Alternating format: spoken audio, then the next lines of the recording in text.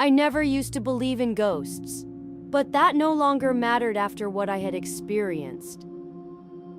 Hello, my name is Doris. I am 25 years old, and the story I am about to tell has haunted me ever since.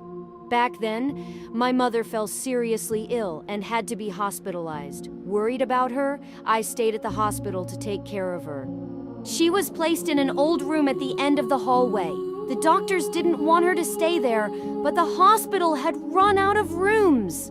I didn't think much of it. After all, every hospital had old rooms, didn't they? But on the very first night I stayed, I began to feel that something was wrong. As I was about to close my eyes, a strange sound came from the bathroom. At first, it was just a light movement, as if someone inside was trying to open the door. But then, it turned faster, stronger, until the door burst open with a loud click. I swallowed hard and stepped forward to check. There was no sign that anyone had just been in there. Shaking my head, I told myself that I was just too tired and imagining things. But just as I turned away, a sob echoed. A faint, mournful sound that sent chills down my spine. It came from the very same bathroom. My heart pounded as I looked back inside. Yet there was no one there. When I glanced at the mirror above the sink, I saw a child. Pale skin, hollow eyes, weeping blood. Suddenly, a chorus of laughter rang out, filling the room as if dozens of children were laughing at once. I stumbled back, my heart racing, and hastily flipped the light switch. The boy and the laughter vanished. At that moment, the door to the room swung open. A pregnant nurse walked in to check my mother's temperature. She was thin, her face pale, and her uniform looked worn as if it had been used for a long time. I glanced at the clock on the wall, feeling strange. Wasn't it too late for rounds? The nurse smiled gently and said, "Hello, I'm here to check the patient's temperature." I returned her smile and asked, "I see, but you're still working this late?" She smiled again. It's our responsibility after all. As she took my mother's temperature, she told me a story about this room. She said that about 10 years ago, a nurse had secretly aborted her child in that very bathroom. Overcome with guilt, she had jumped out of the window. Her body was found in the parking lot the next morning. Hearing this, I immediately told her about what I had seen earlier in the bathroom. She listened, then smiled and said, Perhaps the boy was the spirit of the unborn child. I quickly asked, "How do you know that?" She chuckled and said, I made it up. With that, she left the room, leaving me in suffocating silence. Just then, I noticed a drop of blood slowly trailing down her leg. Panicked, I rushed to the door, intending to call her back, but the hallway was empty. Not a soul, not a single sound. I stood frozen, a chill creeping down my spine, making the hairs on my neck stand on end. When I returned to the room, my mother was fast asleep. I lay down on my bed, but no matter how much I tried, I couldn't sleep. The night dragged on, each tiny noise making me jump, until I finally saw the first light of dawn. When the doctor came to check on my mother, I told him everything that had happened the night before. He listened, his eyes thoughtful but not surprised. Then he said slowly, There have been many rumors about this room, but there is no pregnant nurse working at our hospital. My chest tightened, my mind swirling with confusion. Then who was she? A shiver ran through me. Could she have been the nurse who had aborted her child and jumped from the window? The following days, everything seemed to return to normal until my mother was discharged. As I helped her out of the room, I instinctively turned back, and I saw the nurse standing by the window, holding a baby in her arms. Panicked, I rubbed my eyes, but when I looked again, she was gone, as if she had never been there. I'm Jane, a 22-year-old new tourism graduate. I am someone who is passionate about exploring new things, places where no one has ever set foot. Today, after just finishing work, I saw a newly opened coffee shop right under the company gate. The story I am about to tell may be an experience I will never forget in my entire life. My family has been in the traditional medicine business for a long time. When I was young, I often followed my father up the mountain behind our house to find precious medicinal herbs to sell. I still remember once my father told me that on the top of that mountain, there was an abandoned house. The house once had a person who committed suicide, and since then, that person's soul has haunted the place, never leaving. On a weekend, when I returned to my hometown to visit my family, I happened to run into Max, my middle school classmate. Max is a gentle, kind-hearted boy, and my family holds him in high regard. While we were reminiscing about old memories, Max suddenly mentioned the abandoned house. He said that the other day, a hiker happened to pass by that house and saw the shadow of a woman. There's no way that's true! I don't believe it! Many people in this village say that you haven't been back to the hometown for a long time, so you wouldn't know. So, shall we go there tonight to watch? No way, James. It's really scary. It's okay. Trust me. After much persuasion, Max finally agreed to go there with me. We walked together along the path leading up the mountain. The path up there isn't too difficult, but it's quite far, so it took us about an hour to reach that house. I stood below looking up at the two-story house, an untouched house covered in green moss, with overgrown grass in the front yard. I was about to step into the house when Max said, I think we should go back, James. I'm scared. We've spent so much time getting here, there's no way we can just turn back easily. Come in with me. Max and I stepped into the house and looked around. The objects inside were old and scattered everywhere. I wondered why the owner of this house built it in such a desolate place. Max pulled my hand and pointed at the picture of a woman hanging on the wall. Her eyes appeared to be observing everything we did. I don't see anything scary, it's just a normal picture. Suddenly, Max asked me, James, do you hear anything? It seems I heard footsteps on the second floor. We went up to the second floor. The footsteps became clearer, seemingly coming from the last room in the hallway, as if someone was walking around in that room. I slowly walked up to the door of the room, and as I stood in front of the door, the footsteps suddenly disappeared. I tried to open the door but couldn't. It felt like someone was locking it from the inside. Is anyone in there? In response, all I heard was the wind outside the forest. Suddenly, the door slowly creaked open, and Max and I turned to look. I started to feel anxious and recalled the stories I had heard about this house. It was as if something compelled me to approach the door, and just as I raised my hand, a gust of wind blew, flinging the door wide open.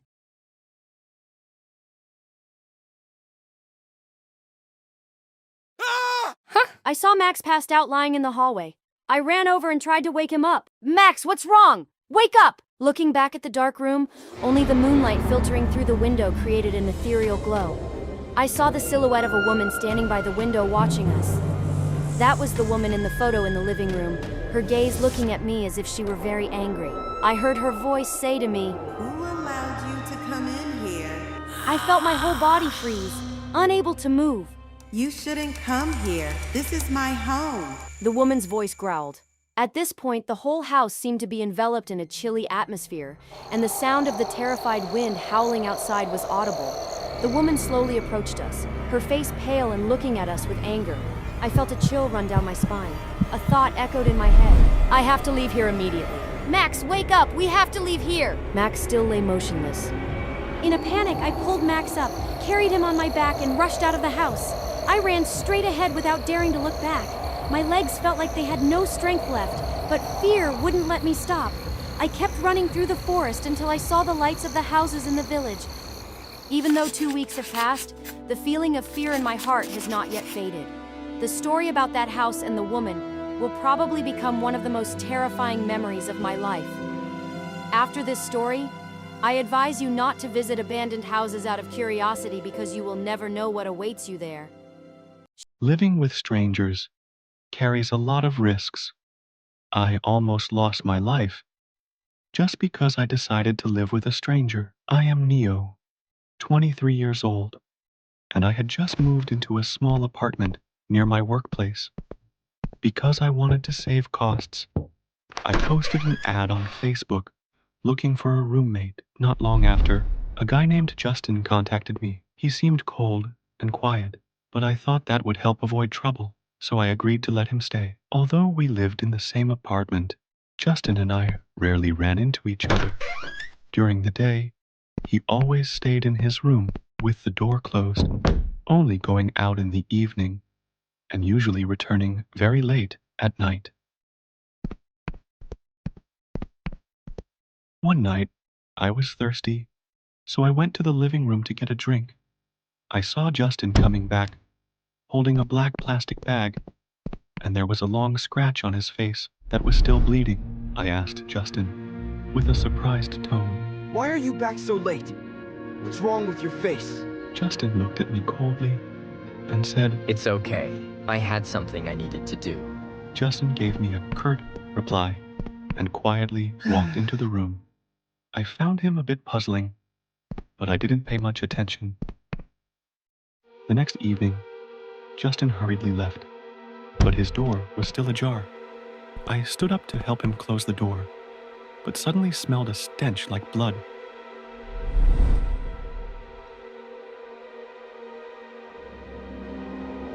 I curiously pushed the door open and stepped inside. The room was pitch dark.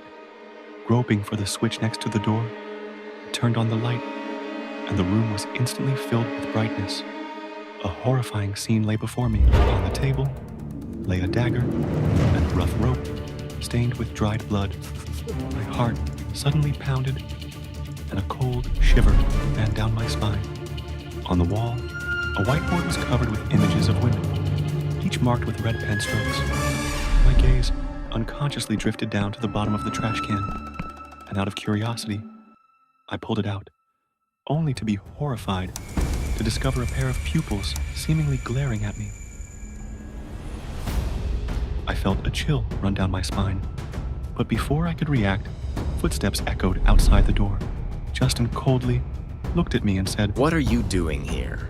I pushed Justin's hand away, nervously stepping back. These are the people who have been reported missing on the news these past few days. You killed them! They all deserve to die. I nervously stepped back and looked at Justin, saying, You're a murderer. I'm calling the police. Justin smirked coldly. Then let's see if you can get out of here. He suddenly delivered a strong kick to my stomach. My whole body was thrown back, staggering before I felt hard. My back, hitting the edge of the table, accidentally brushed against the knife on the table, and I hurriedly grabbed it and lunged towards Justin. But he quickly seized my wrist and tightened his grip. I gritted my teeth and put all my strength into kicking Justin's shin. He groaned, bending down in pain, and I immediately turned around to run. Justin quickly regained his balance and lunged forward, kicking me hard in the back. I lost control, staggered, and fell heavily onto the floor. As soon as I turned around to get up, he rushed at me, pinning me down and throwing a series of punches at my face. I shouted angrily, Murderer, let me go now! Justin angrily replied, What do you know? They deserve to die. Traitors, liars. Just like my mother. She deceived my father, betrayed our family and Kia, and caused his death. His every word felt like a sharp, cold blade slicing through the air. I stood frozen, my heart pounding. I tried to stay calm and replied, Do you think doing this will be good for you? Or will it only make that obsession haunt you forever? Justin froze, his grip on my collar unconsciously loosening. A flicker of hesitation flashed in his eyes. I seized the opportunity, mustering all my strength to break free. I shoved him aside, desperately trying to escape his grasp, but Justin quickly caught on to my intention. He reached out and grabbed my ankle, sending a sharp pain shooting through my calf. Horrified, I realized that the blade in his hand had pierced deep into my flesh. A searing pain spread through my body, forcing me to collapse. Justin glared at me and said through gritted teeth, I didn't want to kill you, but you already know too much. He tightened his grip on the knife, slowly stepping toward me. My heart clenched, and my breath grew unsteady. I looked at him in fear and pleaded, Justin, stop before it's too late. Justin looked at me with disappointment and said, I can't turn back anymore. Just as the blade was mere inches from me, the door suddenly burst open. Police stormed in, their guns aimed directly at Justin. A police officer aimed his gun and shouted, Drop the weapon! Hands up now! The police rushed in, handcuffing Justin before dragging him out of the apartment. His face was pale, and his empty eyes glanced over me one last time. My breath was still unsteady, my heart pounding wildly in my chest. Just a few seconds later, and I might not have existed in this world anymore. Everything had finally come to an end, but my heart still felt heavy. It was like a nightmare I couldn't escape from. Did you often go to the library at night? I once had a terrifying experience staying there after dark. I was a sophomore majoring in education, a book enthusiast to the point of forgetting to eat and sleep. The university library was my paradise, a place where I could immerse myself in every word. But it closed too early, and the most precious books were not allowed to be taken home. One day, while wandering between the bookshelves, I discovered a hidden corner where the security cameras couldn't reach. A bold idea struck me. I pulled a book from the shelf, quietly slipped into the hidden spot, and held my breath as I waited. The sound of the library doors locking echoed, followed by the librarian's departing footsteps. I sighed in relief, thrilled as I opened the book and lost myself in my own world. Just as I was engrossed in reading, a faint sound like someone flipping through pages broke the silence. Is there still someone here at this hour? Cautiously, I got up and followed the sound, but the moment I got close, it abruptly stopped. Right then, a long, chilling whistle echoed from behind me. Under the dim moonlight filtering through the glass windows, I saw a pair of blood-red eyes staring at me. The eyes moved closer, revealing the figure of a young man with pale, ghostly skin. A shiver ran down my spine. Panicked, I screamed and turned to run. When I reached the library doors, I suddenly remembered they were locked. There was no way out. I collapsed to the floor, tears streaming down my face as I desperately cried for help. The young man appeared before me, his hollow eye sockets writhing with swarming insects. Those insects began falling onto my head, my arms. I shrieked in terror, frantically scratching at my skin to get rid of the writhing creatures.